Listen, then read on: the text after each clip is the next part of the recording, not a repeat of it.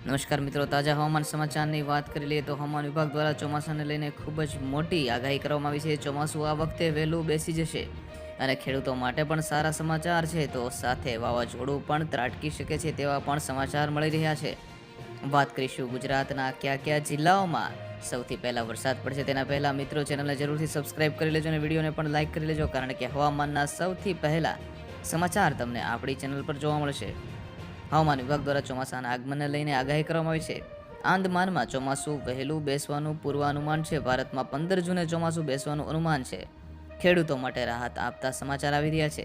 તો 16 મે આંદમાનમાં ચોમાસું બેસવાનું અનુમાન હવામાન વિભાગે વ્યક્ત કર્યું છે. તો આંદમાનમાં ચોમાસું વહેલું બેસશે, ત્યારે સામાન્ય રીતે 18 મેના ચોમાસું બેસતું હોય છે. આંદમાનમાં ચોમાસું બેસી ગયા બાદ કેરળ તરફ આગળ વધતું હોય છે.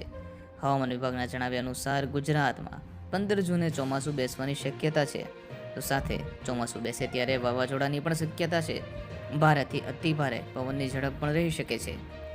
આ વર્ષે દેશમાં ચોમાસું નિર્ધારિત સમય કરતાં વહેલું બેસી શકે છે.